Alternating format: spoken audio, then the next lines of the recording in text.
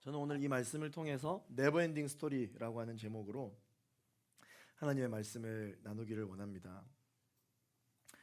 여러분, 예수님께서 이 땅에서 사역을 시작하실 때 나이가 몇 살인지 아십니까? 몇 살 때 일을 시작하신 줄 아세요? 30세 때 예수님이 일을 시작하셨어요. 우리 청년들 30세가 되기도 전에 이미 직장 생활을 하고 있다. 손 한번 들어보세요. 네, 매우 훌륭하신 분입니다. 예수님보다 앞서가시는 분들 축복합니다. 뭐 30세가 지났는데도 내가 내 비전을 찾지 못했다. 괜찮아요. 내가 33살 이상이다. 손 한번 들어보세요. 네, 33살 이상이다. 축복합니다. 여러분들 예수님보다 오래 살고 계세요. 예수님이 언제 십자가를 못 박혀 돌아가셨느냐? 33살에 돌아가셨거든요. 예수님 단명했어요. 단명. 그러니까 예수님이 30세 때 본격적으로 본인이 하고 싶은 일을 하시고 3년 동안 일을 하시고 십자가에 못 박혀 돌아가셨어요. 물론 예수님이 하셔야 했던 그 일 중에는 이 십자가 사건도 물론 있죠. 그래서 예수님이 하셔야 했던 모든 일들을 다 하고 가시긴 하셨습니다. 그러나 여러분, 제가 지금 이제 38이 되는데 믿겨지지 않습니다. 이제 38이 되는데 제가 이제 아쉬움이 없어요. 예수님보다 오래 살았거든. 그렇기 때문에 여러분, 이 나이는 정말 숫자에 불과하다. 여러분들 나이 때문에 너무 어려워하지 마세요. 나이 때문에 너무 조급해하지도 마세요. 누가 20대 후반이 되면 어느 정도 직장을 갖춰야 된다. 누가 30대가 되면 30대 초반에 결혼을 해야 된다. 누가 30대 후반이 되면 안정적인 가정을 이룰 수 있어야 된다. 누가 그랬어? 누가 그렇게 얘기했어? 세상이 그렇게 이야기했잖아요. 주변의 부모님들이 그렇게 이야기했지 성경엔 그런 얘기가 없어. 여러분, 청년 여러분, 너무 위축되지 마시길 바랍니다. 나이는 나이일 뿐입니다. 심지어 여러분, 우리가 기도를 정말 잘해야 되는 게, 하나님, 저도 모세처럼 하나님께 쓰임 받고 싶어요. 여러분, 그러면 여러분 모세처럼 80대가 돼야 직장이 생기는 거예요. 80세가 돼야 직장이 생겨. 너무 어렵지 않아요? 하나님, 저 예수님처럼 살고 싶어요. 그럼 33살에 죽는다니까? 성경을 잘 봐야 돼. 오히려 성경 인물들은 보통 사람들이랑 똑같이 일반적으로 직장을 가지거나 일하거나 본인이 해야 될 일들을 한 사람이 사실 한 명도 없어요. 다 가장 하나님께서 특별한 나이대에 성경 인물들을 부르셨어요. 할렐루야. 사랑하는 청년 여러분, 여러분들이 하나님께서 여러분들 몇 살 때 여러분들의 인생을 계획하셨던 그 비전대로 여러분들을 그 길을 걷게 하실지 그럼 모르는 거예요. 그런데 여러분들 세상에서 이야기하는 소리들과 세상 사람들과 나의 삶을 이게 비교해 보니 이 수치적으로 봤을 때 내가 뒤처지는 것 같고, 나는 좀 나름 앞서간다고 생각해서 마음이 평안했는데 어린 나이에 내가 세상에 나가보니 내가 아는 게 아무것도 없고, 많이 여러분 위축되고 두렵고 근심이 많겠지만 걱정하지 마십시오. 따라 하시겠습니다. 하나님이 나와 함께 하신다. 하나님이 나와 함께 하십니다. 그래서 저도 나름 이 비전이라는 게 있잖아요. 저는 목사가 되는 게 이제 꿈이었으니까 저도 나름 제 인생 그래프를 한번 짜봤죠. 이제 학창 시절 때 되면은 이제 선생님이 10년 후에 넌 뭐 하고 있을 것 같니? 우리 이렇게 한번 그려보자, 뭐 써보자, 뭐 백일장 해보자, 별의별 걸 다 해보잖아요. 저는 이제 고등학생 때부터 이미 꿈이 목사였기 때문에 제가 앞으로 언제 목사가 될지, 몇 살 때 목사가 될지, 그리고 목사가 돼야 어느 정도 사례가 있을 테니까 나는 결혼을 언제 해야 할지, 이런 재정까지 같이 조금 생각해 보면서 제가 인생을 한번 계산을 해봤어요. 계산을 해봤더니 빨라야 28인 거야. 빨라야 28때 내가 안정적인 안정은 거리가 먼 것 같아. 목사의 인생은 안정과는 거리가 먼 것 같아. 아무튼 언제 내가 그 당시에도 이제 제가 대학 때 오히려 여자친구가 있었으니까 내가 얘랑 결혼을 하려면 몇 살 때 프로포즈를 해야 되지? 몇 살 때 내가 고백을 해야 내가 따기를 안 맞을까? 몇 살 때 고백을 해야 부모님한테 그래도 내가 어느 정도 이제 목사고 어느 교회에서 사역하고 있고 직장을 가질 수 있을까? 28. 근데 이제 제 친구랑 이게 비교해 볼 거 아니에요. 이 친구랑 비교해 보니까 친구들은 어떻게 해서든지 저는 이제 남중남고로 나왔기 때문에 어떻게 해서든지 빨리 이제 군대를 갔다 와서 이제 대학 졸업하자마자 또 바로 졸업하기는 너무 아까우니까 뭐 2년 휴학하겠대. 좋아, 그럼 2년 휴학해. 그럼 이제 나름 직장 생활 시작하는 날 이 연도를 보니까 다 나보다 빠른 거예요. 물론 계획은 계획일 뿐이지만 어쨌든 저보다 빨라. 저보다 다 2년이 빠른 거예요. 아니 부럽다. 야, 너는 오히려 내가 이제 막 시작하려고 아둥바둥하고 있을 때 그때 너는 어느 정도 월급을 좀 갖고 있겠구나, 어느 정도 사회적으로 이제 안정을 갖고 있겠구나 생각을 하게 됐었던 것이죠. 그러나 여러분, 정말 그 나이는 숫자에 불과하다. 여러분들이 아무리 30대 때 어떤 일을 해보겠다라고 계획을 했다 하더라도 도장을 찍어줘야 그게 되는 거죠. 그 도장을 누가 찍어주시냐? 하나님이 찍어주신다. 하나님이 찍어주신다. 근데 하나님이 내가 원하는 그 나이대에 내가 이 일을 하겠다라고 도장을 안 찍어주시면 내가 아무리 계획을 했다 할지라도 여러분들 계속 뺑글뺑글 돌게 돼 있어요. 다른 사람들과는 뭔가 좀 늦는 것 같고, 다른 사람들과는 조금 뭔가 부족한 그러한 시간, 인생을 살고 계신 것 같으십니까? 그렇다면 여러분, 하나님한테 더 감사하십시오. 왜 감사해야 되는지 아십니까? 여러분들이 나중에 성공해서 누군가에게 영향력을 끼칠 수 있는 어른이 된다면 다 여러분들 자서전을 쓸 거 아니에요. 할렐루야. 자서전을 쓸 정도의 영향력 있는 어른이 되시길 바랍니다. 자서전을 쓸 거 아니야. 그런데 다른 사람들, 다른 청년들이랑 별 다를 것 없는 그냥 안정적인 일반적인 인생을 살았다? 여러분 할 말이 없어요. 쓸 말이 없어요. 그럼 다 똑같은데 뭐 어떻게 지난 시간을 사셨습니까? 좀 뭐 사실 뭐 크게 어려움 없었고 뭐 다른 사람들과 크게 다를 거 없었습니다. 재미가 없어요. 아무 어떤 사람에게도 영향력을 줄 수 있는 스토리가 없어요. 그런데 여러분 생각해 보세요. 여러분들 다 롤모델이 있죠. 롤모델이 있죠. 나름 여러분들이 가고자 하는 그 길을 먼저 걸어가신 선구자에 대한 롤모델이 있을 거예요. 그 롤모델에 대한 스토리를 한번 다 읽어봐요. 어때? 어쩜 그렇게 다들 가난한지. 그죠? 가난하지 않으면 일단 스토리가 시작이 안 돼. 다 가난해. 근데 가난하기 시작해서 갑자기 막 죽을 병에 걸리고 갑자기 다시 이제 기적적으로 낫고, 그 기적적으로 나은 것에는 부모님의 그 새벽과 밤 새도록 기도했던 기도가 있고 막 스토리가 있잖아요. 그런데 여러분, 내가 그 롤모델처럼 닮고 싶기는 하면서 롤모델이 그 꿈을 이룰 수 있었던 그 과정은 내 인생에서는 없었으면 하는 마음이 사실 우리 마음이에요. 그런데 여러분, 하나님은, 적어도 제가 아는 하나님은 여러분들을 크게 쓰실 것인데 크게 쓰실 때 안정적으로 쓰실 뿐이 뭐 알아서 생각하시기 바랍니다. 예수님께서 언제부터 사역을 시작하셨냐면 세례 요한에게 세례를 받기 시작한 순간부터 사역을 시작하셨거든요. 자, 예수님이 어떤 분이에요? 예수님은 하나님의 아들이에요. 심지어 세례 요한이 예수님에게 세례를 베풀 때도 하늘의 문이 열려서 성령이 비둘기같이 내려오는 것처럼 내려와서 이는 내 사랑하는 아들이다 라고 이야기하셨잖아요. 그 하나님의 특혜를 받는 사람이에요. 하나님의 엄청난 편애를 받는 사람이에요. 그분이 예수님이에요. 예수님이 이제 본격적으로 본인의 비전을 이루기 위해서 공생의 사역을 시작하셨을 때 세례 받자마자 하나님이 예수님을 어디로 이끄셨게요? 광야로 이끄셨어요. 말씀해 보면 성령에 이끌려 시험 받으러 광야에 가셨다. 그렇게까지 광야에서 여러 시험을 통과하신 이후에 예수님께서 본격적으로 사역을 하셨을 때 뭘 하셨느냐? 하나님의 나라를 가르치셨어요. 하나님의 나라. 오늘 본문이 굉장히 길잖아요.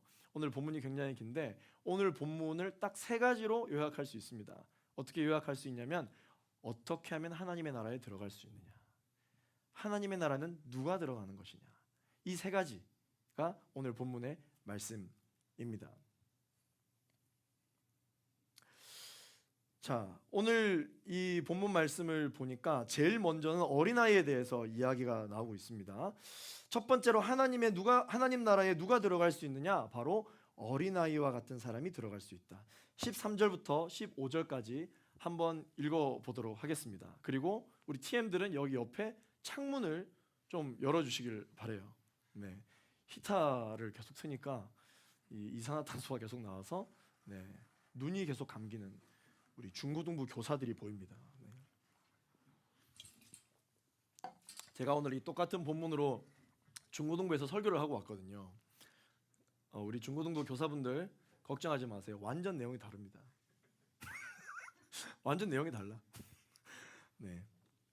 첫 번째, 어떤 사람이 하나님의 나라에 들어갔느냐? 13절부터 15절까지 읽을게요. 시작. 사람들이 예수의 만져주심을 바라고 어린아이들을 데리고 오매 제자들이 꾸짖거늘 예수께서 보시고 노하시어 이르시되 어린아이들이 내게 오는 것을 용납하고 금하지 말라. 하나님의 나라가 이런 자의 것이니라. 내가 진실로 너희에게 이르노니 누구든지 하나님의 나라를 어린아이와 같이 받들지 않는 자는 결단코 들어가지 못하리라 하시고. 아멘. 하나님의 나라는 어떤 사람이 간다고요? 어린아이가 가는 게 아니고 어린아이와 같은 자가 간다. 어린아이와 같은 자가 간다. 여러분, 이 어린아이의 특성을 여러분 유심히 잘 한번 생각해 보세요. 특별히 우리 청년들 중에서는 우리 어린아이를 가르치시는 분들이 계시죠. 네, 뭐 유치원 선생님이라든지 아니면 어린이집 교사라든지 뭐 초등학교 교사라든지 아니면 뭐 학원에서도 마찬가지. 어린아이와 함께 하시는 분들은 여러분 감사하십시오. 그 어린아이들의 특징이 바로 하나님의 나라에 가는, 하나님의 나라에 들어갈 수 있는 사람들의 특징이에요. 자, 어린아이가 있으면 그 공동체 분위기가 어떻게 돼요? 자, 만약에 칙칙한 삼촌들이 한 4명이 있어. 딱 보기만 해도 너무 칙칙해. 저게 뭔가 선한 게 없어 보여. 칙칙한 4명의 삼촌들이 앉아가지고 뭘 마시는지 뭘 먹는지 막 이렇게 이야기하고 있는데 거기 갑자기 아주 어린아이가 한 명 딱 앉아있어요. 그러면 분위기가 완전히 바뀝니다. 분위기가 완전 바뀌어요. 어린아이가 있으면 항상 그 모임에 웃음꽃이 피어나요. 어린아이만 있으면 그 주변의 어른들이 다 이 말투가 달라져요. 어떻게 달라지냐면 어린아이처럼 말투가 달라져요. 이 어린아이에게 말하려고, 어린아이에게 가르쳐 주려고 이 말투가 달라지죠. 그리고 여러분, 그 가정 가운데, 가정 안에도 어린아이가 하나 있으면, 아이가 태어나면, 또 명절 때 가족들이 모였는데 조카가 오면, 어린아이가 있으면 분위기가 완전히 달라집니다. 왜 그런 걸까요? 어린아이의 특징이에요. 어린아이는 주변을 따뜻하게, 주변을 행복하게 만드는 특징이 있는 것이죠. 이게 아이에게 주신 하나님의 특징이에요. 그런데 아무리 순수한 어른이라 할지라도 저 어른은 정말 참 순수하다, 그렇게 이야기하는 어른이 있잖아요. 아무리 순수한 어른이 있다 할지라도 어른 한 명이 있다 해도 별로 그렇게 웃음꽃이 피어나거나 하지는 않습니다. 왜 우리는 어린아이를 바라볼 때 이렇게 따뜻하고 힐링이 되고 그런 것일까요? 그 비밀이 있기 때문에 예수님이 어린아이와 같은 자가 하나님 나라에 들어갈 수 있다라고 이야기를 해 주신 거예요. 자, 어린아이는 어떤 사람들이냐면요, 따라하겠습니다. 잘 받아들이는 사람. 어린아이는요, 잘 받아들이는 사람입니다. 그래서 이 마태복음 18장에도 보면은 어떤 말씀이 있냐면 예수님이 이렇게 말씀하셨어요. 그러므로 누구든지 이 어린아이와 같이 자신을 낮추는 사람이 하늘나라에서 가장 큰 사람이다. 우리가 지난 금요일 날 인카운터 기도회 때 온유한 모세에 대해서 함께 나눴었거든요. 모세는 온유했다. 하나님이 인정할 정도로 당대에 아주 온유했던 사람이다. 이 온유한 자가 어떤 사람이냐? 우리말 성경에는 겸손한 자라고 번역이 되어 있어요. 겸손한 자는 자기를 낮추는 사람이다. 이 온유하다라고 하는 것의 성경 원어가 뭐냐면 바로 자기 고집을 꺾는 사람이에요. 자기 고집을 꺾는 사람. 그게 온유한 사람이에요.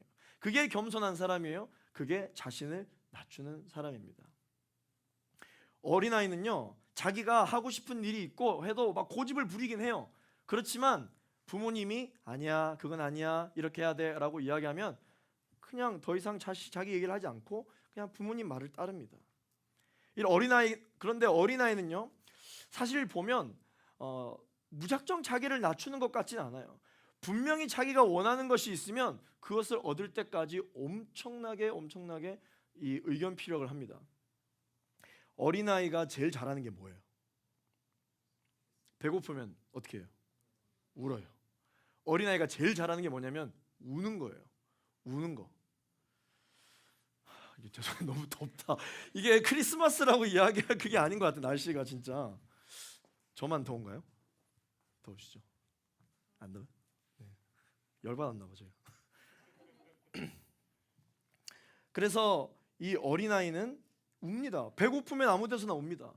예배 시간에는 우는 시간이 아닌데 예배 시간에도 배고프면 울어버려요. 심지어 정말 엄숙한 국회에서 만약에 아이가 가더라도 아이는 배고프면 울어버려요. 아무리 엄숙하고 아무리 교양이 있어야 되는 자리, 시끄럽게 하면 안 되는 자리여도 배가 고프면 애는 울어버립니다.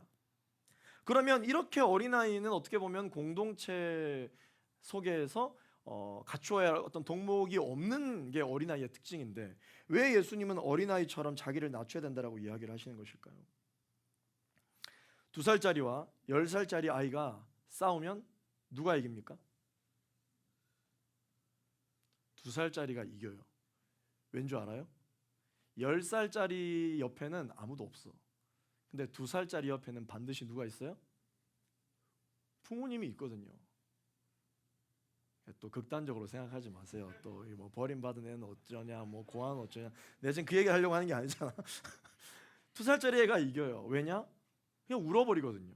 그냥 울어버리면 이 아이의 보호자인 부모님이 오기 때문에 10살짜리 아이는 더 이상 이야기를 하지 않습니다. 그러면 이 10살짜리 아이, 이 2살짜리 아이는 무엇 때문에 부모님에게 의지를 하는 것일까요? 2살짜리 아이는 부모님의 전적 의존이 있기 때문에 자기를 낮추는 것이죠. 어린아이의 또 특징이 있습니다. 그게 뭐냐면 권력을 사용할 줄을 몰라요. 어린아이들은 권력이 뭔지를 잘 몰라요. 권력이 무엇입니까? 자신의 목적을 위해 다른 사람을 움직이는 게 권력이죠. 그런 영향력이 있는 거를 권력이라고 이야기합니다. 근데 어린아이는요, 이 권력을 이용할 줄 몰라요. 적어도 유치원에는요, 아이들 차별 같은 것이 그렇게 크게 존재하지 않습니다. 왕따 같은 것이 존재하지 않아요. 있는 그대로 받아들이는 어린아이의 순수함, 뭔가 권력을 이기적인 목적으로 사용하려는 그런 어떤 인간이 아니라 그저 순수함, 그것이 어린아이의 특징이다라고 하는 것이죠. 이와 같이 천국은 자신의 어떤 목적을 위해서 다른 사람을 이용하는, 그것이 아무리 순수한 의도라 할지라도 다른 사람을 이용하는 사람이 아니라 정말 하나님만을 바라보는 사람이 바로 천국에 들어갈 자격이 된다라고 주님께서 지금 말씀해주고 있는 것이죠. 예수님은 어린아이와 같이 하나님 나라를 받아들이지 않는 사람은 결코 그곳에 들어가지 못한다. 어린아이는 어떤 사람이냐면 받아들이는 사람이에요. 받아들이는 사람, 수용성이 있는 사람입니다. 어린아이의 특징은 정말 잘 받습니다. 누가 뭔가를 주잖아요. 그러면 요즘 우리 아이도 제가 계속 감사합니다 해, 고맙습니다 해, 이렇게 제가 인사를 가르치는데 그 안 해요. 인사를 안 해. 뭘 주면 뭐 나는 얘가 왜 이렇게 버르장머리가 없을까라고 생각했는데 이 말씀을 준비하면서 제가 깨달은 게 있어. 왜냐하면 우리는 뭘 주면 왜 고맙다고 꼭 인사를 합니까? 이 사람이 뭘 주니까 그것에 대한 보답으로 우리가 감사 인사를 하잖아요. 근데 어린아이는 이걸 뭘 줘요. 그럼 감사해 하질 않아. 왜냐하면 보답해야 할 그런 생각이 없거든. 이 사람이 주면 그냥 주는구나 하고 받는 거예요. 정말 100% 순수지. 근데 어른은 조금만 나이 먹으면 누군가가 우리한테 선물을 주잖아요. 그럼 당장 어떻게 생각합니까? 왜 주지? 무슨 의미일까? 내가 이걸 받아도 되나?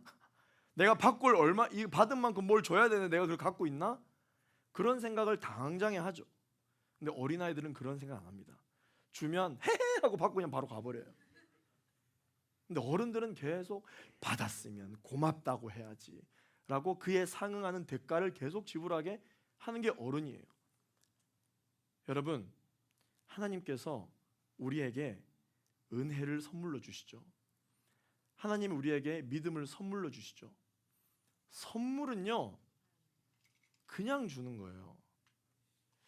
여러분들 만약에 누군가에게 선물을 줄 때 내가 너한테 이렇게 선물 줬으니까 내가 나중에 받아야 될 때 너도 이거에 상하는 걸 줘야 돼?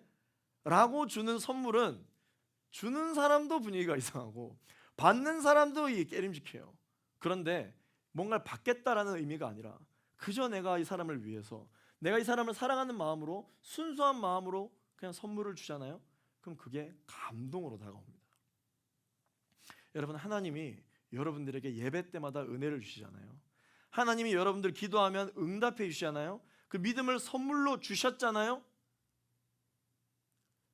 하나님이 그 선물을 여러분들에게 주실 때 그에 상응하는 대가를 원하시는 게 아니에요. 그저 여러분들이 사랑스럽기 때문에, 그저 여러분들이 하나님의 자녀이기 때문에 아무런 대가 없이 그냥 은혜를 선물로 주시는 거거든요. 믿음을 선물로 주시는 거거든요. 그런데 우리는 이제 조금 머리가 자랐다고 하나님이 예배 때마다 은혜를 주시면 부담스러워해요. 아, 내가 이거 은혜 받으면 난 변해야 되는데 난 변하지가 않네. 변할 능력이 나한테는 없는데. 조금만 어른이 되면 자꾸 선물을 받는 데 익숙하지 않고 거래에 익숙해지기 시작합니다. 거래에 익숙해져요. 하나님하고 자꾸 거래를 하려고 해요. 하나님 나한테 이거 기도 응답해 주시면 내가 뭐 하겠다. 하나님 이거 문제 해결해 주시면 내가 뭐 하겠다. 하나님 나한테 이렇게 해주셨으니까 내가 뭐 할게요. 이런 거래 의식 때문에 예배 때 기도가 안 되는 이유도 뭐냐면, 하나님 지난주에 나한테 이렇게 주셨는데 내가 그렇게 못했네. 하나님 나한테 분명히 약속해 주셨는데 나는 그의 약속에 맞는 삶을 살지 못했네. 나는 자격이 없어. 거래는 계속 자격을 요구하게 돼요. 자격. 그런데 하나님은 우리에게 자격을 요구하신 적이 없거든요. 근데 사람은 계속해서 어른이 되면 될수록 자격을, 스스로에게 자격을 지우게 됩니다.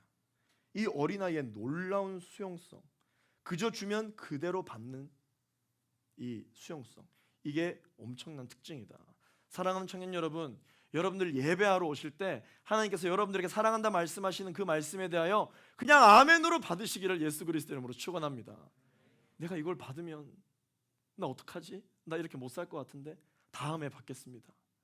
그게 아니라는 거예요. 하나님 여러분들에게 뭔가를 요구하면서 주시는 게 아니에요. 그저 하나님이 여러분들에게 선물로 주신다. 제가 이전 교회에 있을 때, 이전 교회에 그 담임 목사님이 설교하실 때 선물과 뇌물의 이 정의를 정확하게 해주셨어요. 제가 그걸 듣고 무릎을 치면서 이야, 정확하다라는 생각을 했어요. 선물과 뇌물의 차이가 뭔지 알아요? 뇌물은 뇌를 쓰면서 주는 물건이 뇌물이래. 선물은 반대로 뇌를 쓰지 않고 그냥 주는 게 선물이래요. 이 뇌를 쓴다라는 게 뭐예요? 막 머리를 굴려서 내가 이걸 주면 뭘 얻을 수 있을까? 이게 뇌물이라는 거죠. 선물은 받을 거 바라지 않고 주는 거. 하나님은 우리에게 은혜를 뇌물로 주시는 게 아니라 선물로 주시는 것입니다. 그러면 우리도 하나님한테 순종을, 하나님한테 하나님 기뻐하시는 삶을 살아내는 것을 뇌물로 하나님께 드려야 되는 게 아니라 하나님께 선물로 드려야 되는 줄로 믿습니다. 우리가 예배를 한다고 하지 않잖아요. 예배를 뭐 한다고 얘기해요? 예배를 드린다고 이야기하잖아요. 우리가 하나님께 예배를 드린다, 예배를 드린다. 나 예배 드리러 가 했는데 하나님 내가 예배하러 나와 줬으니까 내가 필요한 걸 달라. 하나님 내가 헌금 이만큼 했으니까 나한테 필요한 걸 좀 달라. 하나님 내가 한 번도 빠짐없이 내가 예배 왔으니까 난 필요한 걸 좀 달라. 이거는 친한 관계는 될 수 있을지는 모르겠지만 언젠가는 끊어지게 돼 있어요. 이 조건이 맞지 않을 때. 여러분, 하나님 앞에 나아올 때 아무 이유 없이 그저 사랑하는 마음으로 나아가는 여러분 되시기를 예수 그리스도 이름으로 축원합니다. 믿음은 선물이에요.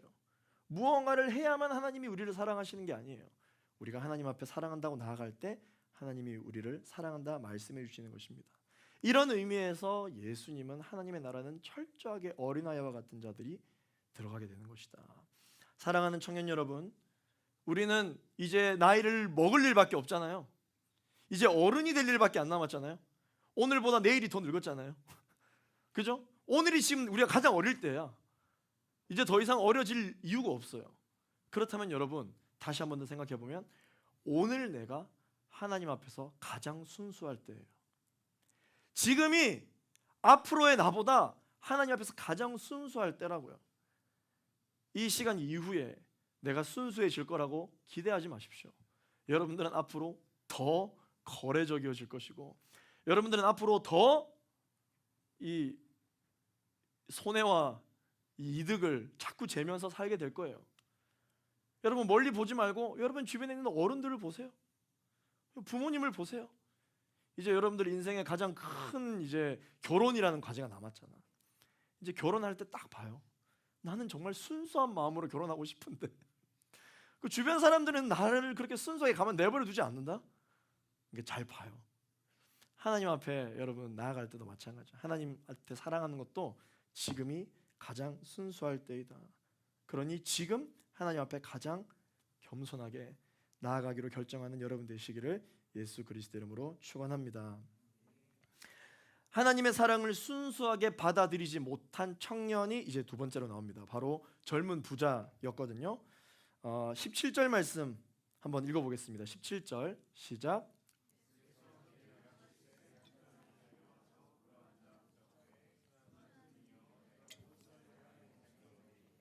네. 자, 예수님께 달려와서 무릎을 꿇고 주님 저 왔습니다. 저에게 가르쳐 주십시오 라고 이야기한 청년이 있었어요. 자, 갑자기 예수님 앞에 달려와서 무릎을 꿇으니까 당연히 이 사람이 누군지 궁금하겠죠. 자, 이 사람은 젊은 부자였고요. 이 사람은 사회적으로 존경받는 위치에 있었습니다. 거의 공무원급이었어요. 요즘도 뭐 공무원 되면 너무 좋죠. 종교적 사회적 지도자였고요. 젊은 청년이었습니다.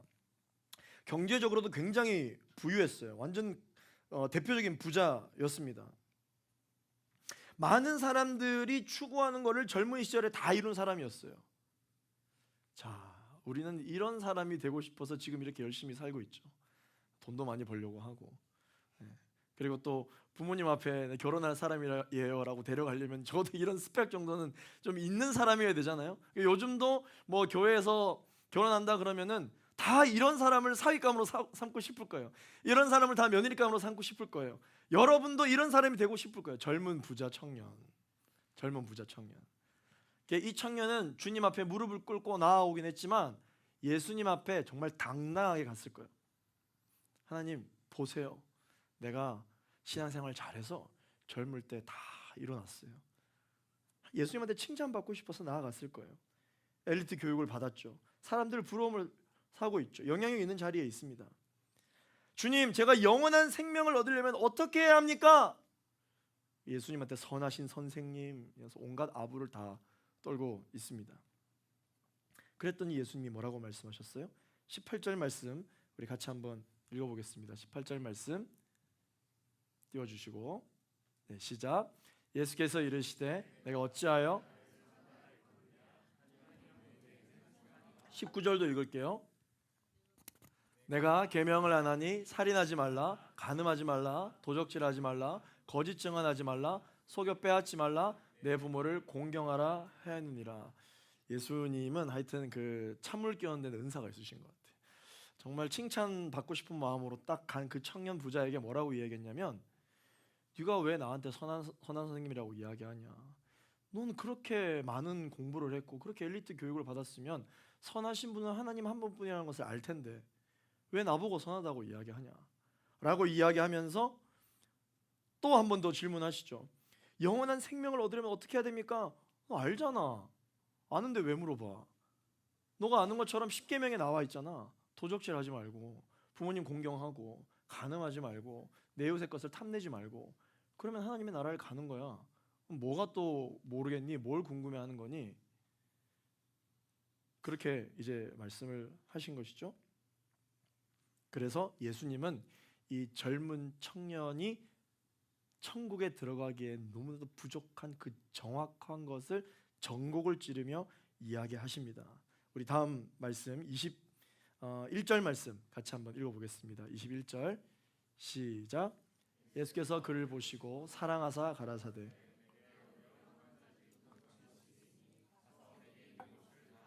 가난한 자들에게 주라. 그리하면 하늘에서 보화가 내게 있으리라. 그리고 와서 나를 따르라 하시니. 아멘. 예수님께서 이제 이 젊은 청년에게 말씀하실 때 막 꾸짖으면서 말씀하신 게 아니에요. 뭐라고 돼 있어요? 사랑스럽게 말씀하셨다. 사랑스럽게. 이것은 마치 어린아이를 대하듯이 주님께서 말씀하신 거야. 어이구, 넌 아직도 모르냐? 자, 내가 다시 한 번 더 정리해 줄게. 누가 하나님 나라에 들어가느냐? 주님 한 분만으로 만족하는 사람이 하나님 나라에 들어간다. 네가 그토록 이 인생을 여기까지 오기 위해서 아둥바둥하면서 끌고 모았던 모든 재산, 재물, 그거 다 내려놓고 하나님 앞에 너 나아갈 수 있니? 그러고도 너가 하나님을 더 사랑한다고 말할 수 있니? 너 그것부터 바로 세워야 된다. 이 청년이 천국에 가는데 가장 걸림돌이었던 것이 무엇이었냐면 바로 재물이었어요. 이 청년에게 있어서 하나님을 가장 사랑하지 못하게 만드는 유일한 게 있었는데 그게 무엇이었냐면 재물이었어요. 재물. 그 재물 때문에 천국에 가는 게 방해가 되는 것이었어요. 하나님보다 재물을 더 사랑하게 됐다라는 것이죠. 22절 말씀을 같이 한번 읽어보겠습니다. 22절 시작. 그 사람은 재물이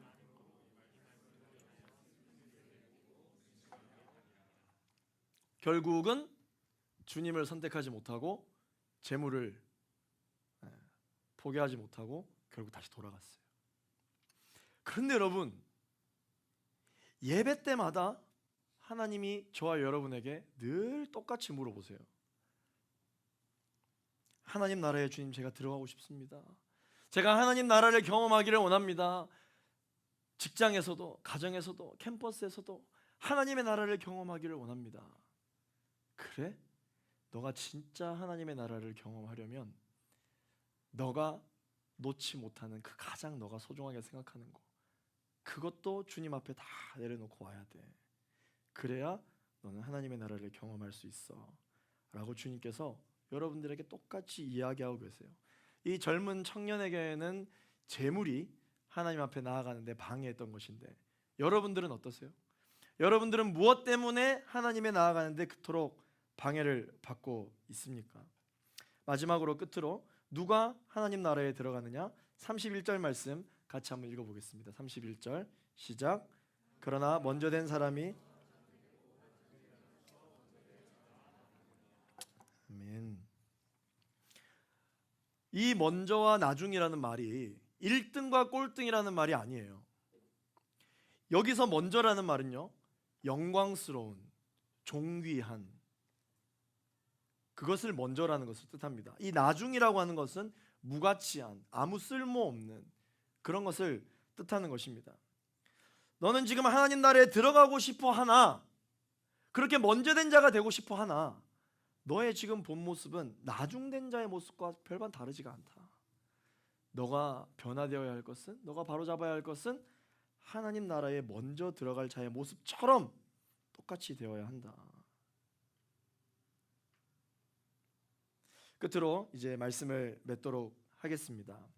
여러분, 제가 여러분들이 워낙 이 비주얼 설교를 좋아해서 제가 오늘도 이 비주얼 설교를 하나 준비해 왔는데, 여러분, 하나님의 나라는 어떤 사람이 간다고 오늘 말씀 가운데 그렇게 기록하고 있습니까? 첫 번째는 어린아이와 같은 사람, 어린아이와 같은 사람. 그리고 두 번째는 모든 것을 내려놓고 하나님 앞에 주님 한 분만으로 만족할 수 있는 사람, 그런 사람이 들어갈 수 있다. 그리고 세 번째는 영광스럽기를 원하는 사람, 거룩하기를 원하는 사람, 존귀함을 받기를 원하는 사람, 그런 사람이 하나님 나라에 들어갈 수 있다. 이 모든 것이 우리가 그토록 신앙생활을 열심히 하는 이유예요. 예수님처럼, 예수님같이, 예수님 닮기를 원하는 마음인 것이죠. 그런데 세상을 살다 보면 그렇게 우리 뜻대로 되지 않습니다. 왜냐하면 우리가 살아가고 있는 이 세상이 너무나도 죄악이 가득한 세상이기 때문이에요. 자, 우리도 청년부자와 크게 다를 것이 있을지 한번 생각해 볼게요. 여러분들의 인생에 있어서 하나님을 빼고 여러분들의 인생에 있어서 가장 소중하게 여기는 게 뭔지 한번 생각해 보세요.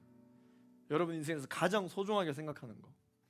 어떤 여기 청년 부자는 재물이 가장 소중한 것이었고, 여러분들은 어때요? 뭐 스펙? 아니면 나는 결혼이 중요해? 아니면 나는 관계가 중요해? 여러분들의 인생에서 가장 중요한 게 있을 거예요? 가장 중요한 거? 아니, 나는 차가 중요해. 난 천국에 들어갈 때 나는 어느 나라 시민권을 갖고 있는지가 중요해 등등 여러 가지가 있을 건데 태인아, 자 이거 펜 좀 더 갖다 주세요. 자 태인이 인생에 제일 중요한 거를 거기 한번 써보세요. 자 우리 승현이도, 자 승현이 인생에 가장 중요한 거 여기 펜 좀 더 갖다 주셔야 될 것 같은데. 아 그만할까? 더 할까? 내가 우리 친구 두 분 사이좋게 한번 내 인생에 가장 중요한 거, 네 태인이 갖고 있고 우리 승현이랑 우리 형제, 자 한번 써보세요. 내 인생에 가장 중요한 거 썼어요?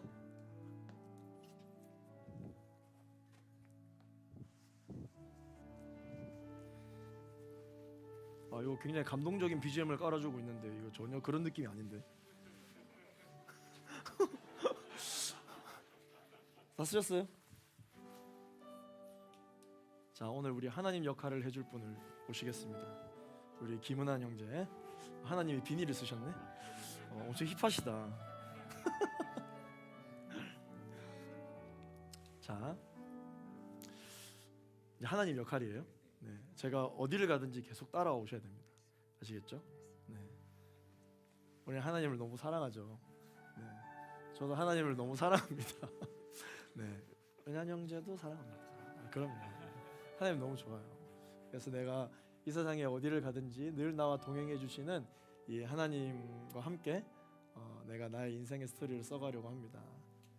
하나님 사랑합니다. 하나님 사랑합니다. 아버지의 느낌이어야 되는데. 네. 아버지 사랑합니다. 감사합니다.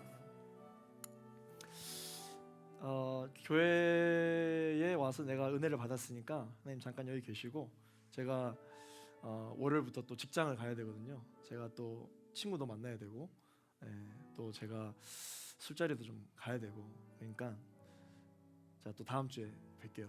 네, 안녕히 계세요. 그래서 월요일 날 내가 직장에 가서 일도 하고, 화요일 날 또 열심히 호박씨도 까고 뒷담도 하고, 네 역도 하고 합니다. 목요일쯤 됐어요. 내가 분명히 지난주 주일날 내가 그렇게 살지 않겠다고 했는데 내가 또 이렇게 살 수밖에 없었네. 감사합니다. 날 버리지 않으셨군요. 감사합니다. 좀만 계세요. 이제 또 금요일날 또 살아요. 목요일 저녁에 회식이 있네. 주여 어쩔 수 없어, 이해해 주세요. 알겠죠? 금요일날 불금이다. 드디어 내가 일주일 동안 받던 스트레스 다 풀어야지. 그래놓고 온갖 또 음란한 죄, 하나님과 별개의 것들 짓고, 토요일 내일 예배인데 또 주일날 교회 가야 되는데, 교회 가서 내가 하나님한테 무슨 낯짝으로 또 기도를 할까? 그래도 하나님 사랑이 많으신 분이라고 했으니까. 할렐루야. 그래 이제 다시 잘 살아봐야 되겠다 라고 또 예배 때 결단을 합니다. 하나님, 내가 하나님과 평생 영원히 하나님 나라에 내가 살고 싶어요. 그런데 하나님, 제가 옷이 이거 신기하네. 예.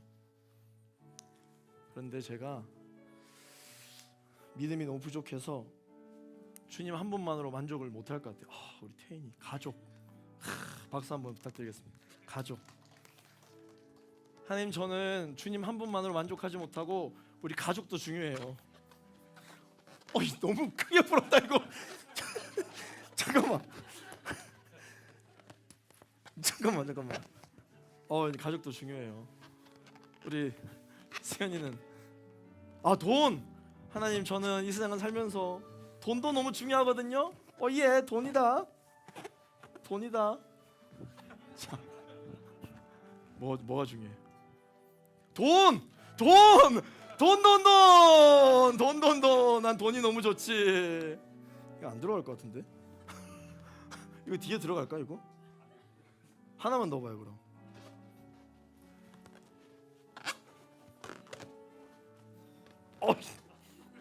그래, 이거 다 돈이니까.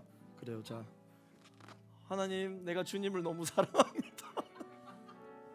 내가 주님을 너무 사랑합니다. 그런데 나는 이 돈도 포기할 수 없고 우리 가족도 포기할 수 없고, 그러나 주님, 내가 주님을 너무 사랑합니다. 그러나 나는 돈을 포기할 수 없고 가족도 포기할 수 없고, 그래도 주님, 내가 주님을 너무 사랑합니다. 그러나 돈을 포기할 수 없고 가족도 포기할 수 없고, 그러나 주님, 내가 주님을 너무나도 사랑합니다. 근데 가족도 포기 못하고 돈도 포기 못하고 내 스펙도 포기 못하고 내 건강도 포기 못하고, 하나님, 그러나 나는 주님을 너무 사랑합니다. 그러나 나는 돈도 포기 못하고 가족도 포기 못하고, 하나님, 나는 음란도 너무 좋고 나는 세상의 모든 것이 너무 좋아요. 그래서 주님, 저는 이거 포기하지 못하겠어요. 갈 때 이거 가지고 같이 갈게요. 네, 가지고 갈게요. 아휴, 내라.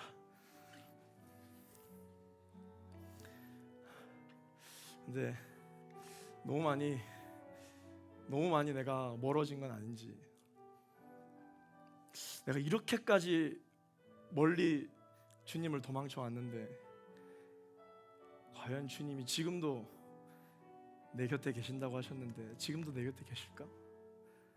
아니야, 그럴 리가 없어. 내가 한두 번 배신했어야지. 계속해서 나는 배신을 했는데 지금도 주님이 내 곁에 계실까? 아니, 내 곁에 계신다 할지라도 내가 회개하면 하나님이 나를 받아주실 수 있으실까? 차마 겁나서 돌아보질 못해. 왜냐? 안 계실까 봐. 계셨으면 좋겠는데 안 계실까 봐 돌아보지를 못해요. 그러나 용기를 갖고 다시 주님께로 나아가기 위해 돌아보면, 할렐루야. 근데 이게 안아야 되는데 그 전처럼 그런 느낌이 없어. 하나님을 이렇게 꽉 안고 싶은데 이것 때문에 안을 수가 없어. 하나님, 어떻게 하면 내가 예전처럼 주님을 더 꽉 안을 수 있을까요? 어떻게 하면 주님을 더 꽉 안을 수 있을까요? 주님, 어떻게 하면 내가 주님을 꽉 안을 수 있을까요? 어떻게 하면 주님을 더 다시 해봐. 자, 이거 왜 안 될까요? 주님, 내 예전처럼 주님을 꽉 다시. 이제 돈, 어떻게 하면 내가 주님을 더 예전처럼 사랑할 수 있을까요? 할렐루야. 네, 감사합니다. 들어가셔도 됩니다. 여러분, 하나님 나라에 가려면 내 인생에 가장 소중하게 생각했던 것들 가지고 가고 싶지만 우리의 손이 너무 짧아서 주님을 확 끌어안지를 못해요. 다 가져가지를 못해요. 그래서 주님 앞에 나가려면, 정말 여러분들이 하나님의 나라를 유업으로 받고 싶으면, 여러분들이 인생에 가장 중요하게 생각했던 것들도 사실은 다 내려놓고 주님 한 분만으로 만족하는 인생을 살기를 결단해야 합니다. 그래야 예전처럼 주님을 다시 이렇게 꼭 안고 주님의 품 안에서 우리가 살아갈 수가 있는 것이죠.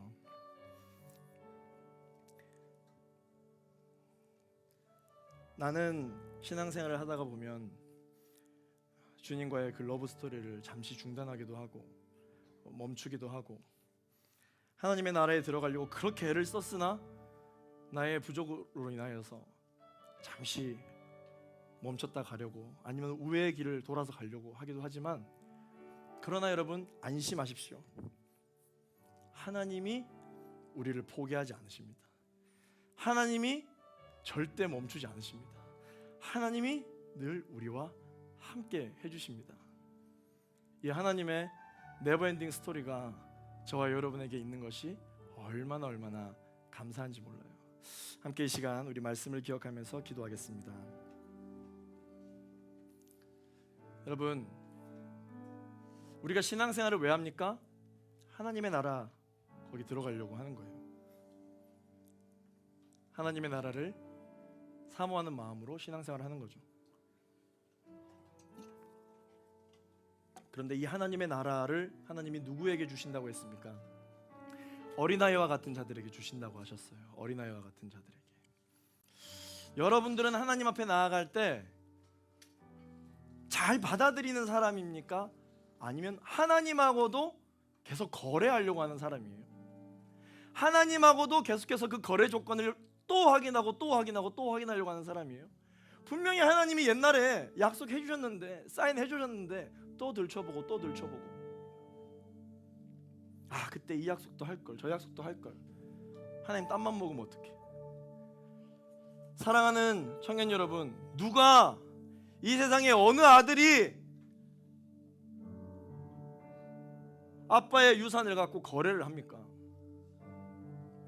그 거래할 필요가 없어요. 그냥 아빠께 내 거예요. 그냥 유업으로 물려받게 되어 있어요. 그런데 굳이 법적인 그런 거래 조건을 세우려고 하는 이유는 못 믿기 때문에 그렇게 돼요, 서로가. 사랑하는 청년 여러분, 하나님은 우리와 거래하기를 원치 않으시고 하나님은 우리와 사랑하기를 원하십니다. 사랑하는 청년 여러분, 그 하나님의 사랑에 여러분들 조건을 계속해서 묵상하지 마시고 어린아이와 같이 잘 받아들일 수 있는 순수한 믿음이 여러분 가운데 있게 되기를 예수 그리스도 이름으로 축원합니다. 함께 이 시간 말씀을 기억하며 기도할 때, 하나님 아버지, 내가 하나님과 거래하려고 하는 이 모든 조건부적인 신앙생활이 중단되어지게 하여 주시옵소서. 내가 하나님과 계속해서 갑을 관계로 이 세상을 살아가려고 하는 아버지 나의 의심이 물러가게 하여 주시옵소서. 주님의 그 사랑을, 주님의 그 조건 없는 사랑을 내가 아멘으로 순종하며 만끽하게 하여 주시옵소서. 주여 한 몸으로 집합심하여 기도하겠습니다. 주여,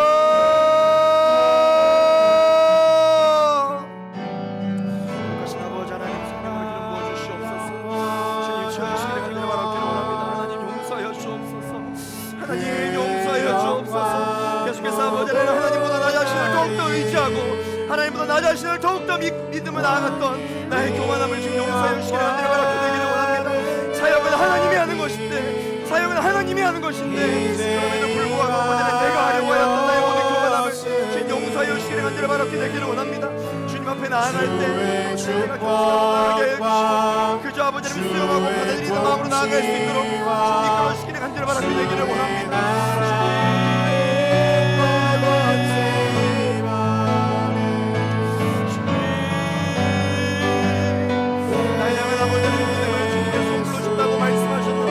아버지는 계속해서 나는 그 믿음의 조건을 알고 계속해서 그 믿음에 대하여 오해하고 계속해서 그 믿음에 대하여 의심하는 나의 연약함을 말씀하시기를 간절히 바라게 되기를 원합니다. 주님, 이 시간 내가 다시 한 번 더 주님의 그 사랑을 확인하기를 원하오니 주님의 시간을 기도하고 계속하게 되시기를 간절히 바라게 되기를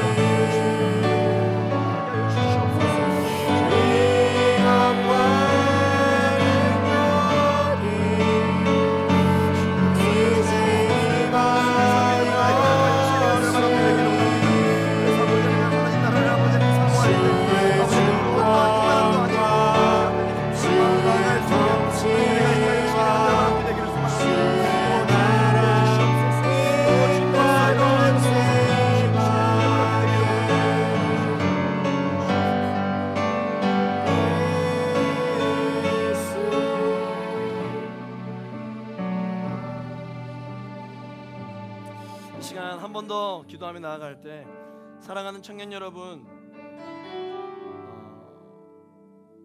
신앙생활을 여러분들 나름대로 하시는데 이 신앙생활을 하나님 앞에 보험 드는 것처럼 하지 마세요. 내가 나중에 무슨 일이 어떻게 안 좋은 일이 생길지 모르니까 하나님 앞에 보험 드는 것처럼 내가 신앙생활을 한다. 신앙생활은 보험을 드는 것처럼 맡겨놓는 것처럼 하는 게 아니라 구원의 확신을 가지고 하는 것인 줄로 믿습니다. 신앙생활은 하나님과 여러분들 갑을 관계의 그 거래서를 작성하는 게 아니라 신앙생활은 하나님과 함께 고민하고 하나님과 함께 걸어가고 하나님과 함께 슬퍼하고 하나님과 함께 기뻐하고, 할렐루야, 하나님과 함께 걸어가는 게 신앙생활이에요. 그런데 우리 청년 여러분, 하나님한테 짠, 하나님 나 잘했죠? 하나님 나 계명 다 지켰어요. 하나님 나 이렇게 신앙생활 잘하고 있으니까 하나님 나 필요한 거 좀 채워주세요.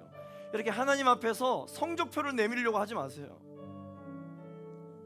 하나님은 여러분들의 신앙생활의 성적에 관심이 있는 게 아니고 여러분들의 인생에 하나님을 얼마나 원하는지 그 관계에 관심이 있으신 분이에요.